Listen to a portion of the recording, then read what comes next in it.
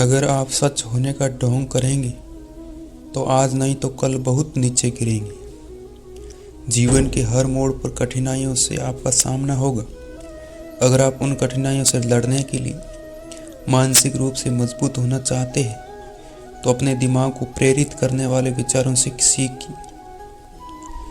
जब तक हम अपने दर्द, गम और डर को हथियार नहीं बनाएंगे तब तक हम सिकंदर नहीं कहलाएंगे।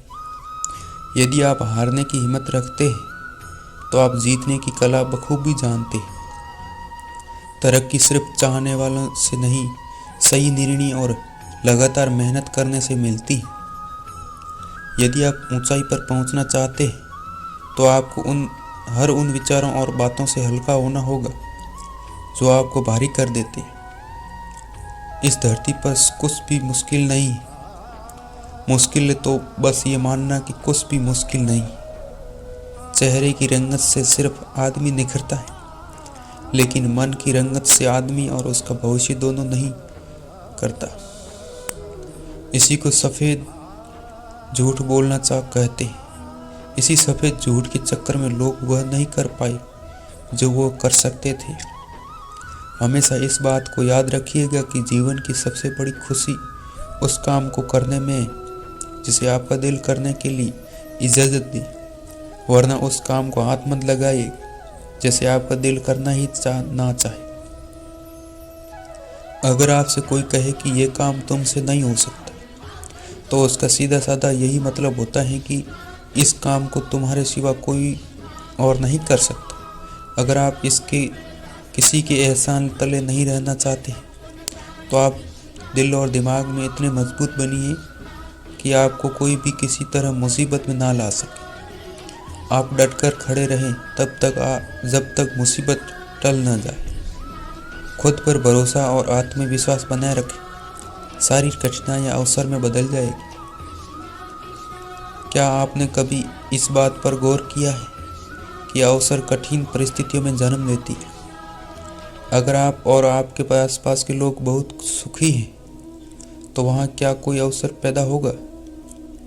नहीं ना। तो आज आप ये मान लीजिए कि आप हमारे और कठिनाइयों के बीच जो जंग होता है, इसी बीच कठिनाई के गर्भ में अवसर पैदा होता है। यदि आपको इस बात से कोई फर्क नहीं पड़ता कि लोग आपके बारे में क्या सोचते हैं, तो लोगों को इस बात से भी फर्क नहीं पड़ता कि आप क्या करते हैं।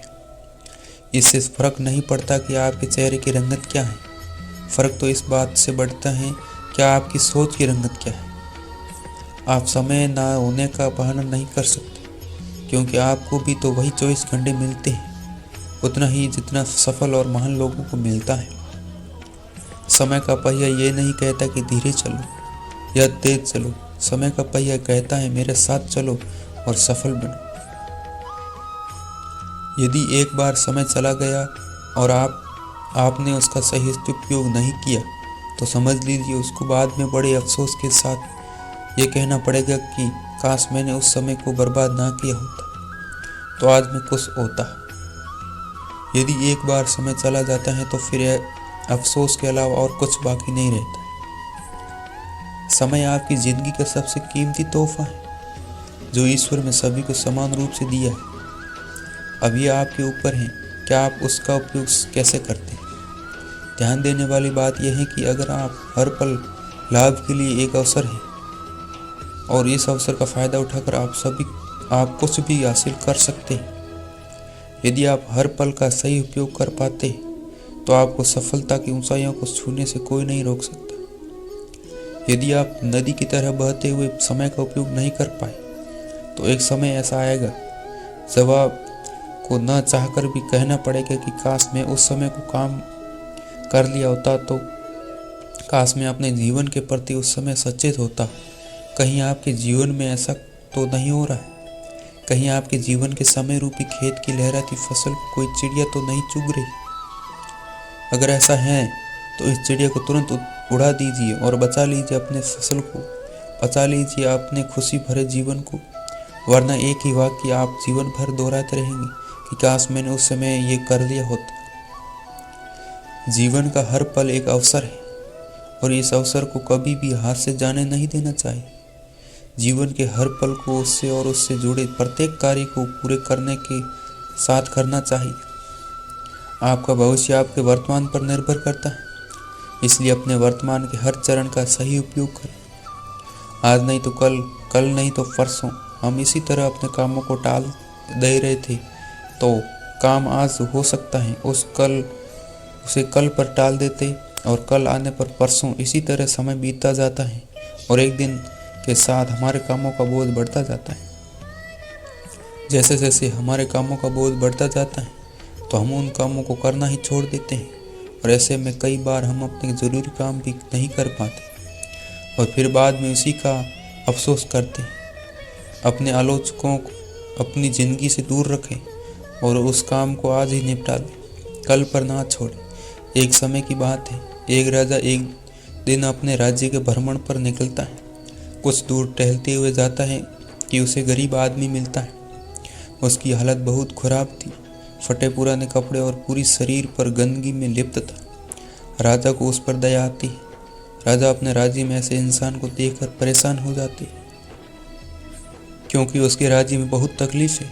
फिर राजा ने एक निर्णय लिया कि उस गरीब के घर में चुपके से सोने की कुछ मोहरें रखवा देगा। उस दिन जब रात होती है तो रात के अंधेरे में राजा अपने को आदेश देता है कि जाओ उस गरीब के घर में सोने के 1000 मोहरें चुपके से रख दो।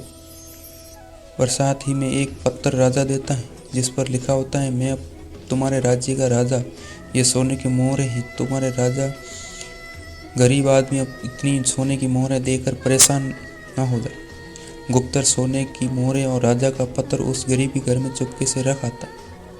अब राजा मन ही मन खुश था, उसके राज्य में कोई भी गरीब नहीं। कुछ दिन बीतते, एक दिन अचानक से राजा को उस गरीब की याद आती है तो राजा अपने गुप्तचर से उस गरीब का हालचाल पता करने को कहा। कुछ समय बाद गुप्तचर वापस आता है और राजा को बताता है कि वह आदमी इस दुनिया में नहीं रहा, वो मर चुका है। राजा को यह सुनकर बहुत बुरा लगा। राजा ने उसके मरने का कारण पूछा तो गुप्तचर ने बोला कि महाराज, वह गरीब आदमी कुछ दिन पहले बहुत गरीब था, सबसे मिलता था, बातें करता था, उसके अंदर काफ़ी बदलाव आ गया था। लोगों ने बताया कि वो अपने साथ एक पोटली लेकर घूमता रहता था। किसी को पोटली के बारे में कुछ नहीं बताता था, किसी को हाथ तक लगाने नहीं देता था। लेकिन महाराज, पास के राज्य में एक दिन किसी काम से गया था तो उसकी वो पोटली कुछ लुटेरों ने चुरा ली, जिसके बाद वो बहुत बेचैन रहने लगा, पागलों की तरह बातें करने लगा। लोगों ने बताया कि उसकी हालत पहले से भी खराब हो गई थी। पहले तो वो लोगों के बीच में बैठता था, लेकिन अब जब उसे उसकी चोरी हुई तब से वो किसी को भी अपने पास नहीं आने देता, इसलिए कोई भी चाहकर उसकी मदद नहीं कर पा रहा था। गुप्तचर पूरी बात कहते हुए राजा के सामने वही पोटली पेश करता है जिसमें 800 मोहरें सी सोने की मोहरें। राजा देखकर पहचान जाता है कि ये वही मोहर थी जो राजा ने उस गरीब के घर में रखवाई थी, परंतु राजा ने 2000 रखवाई थी।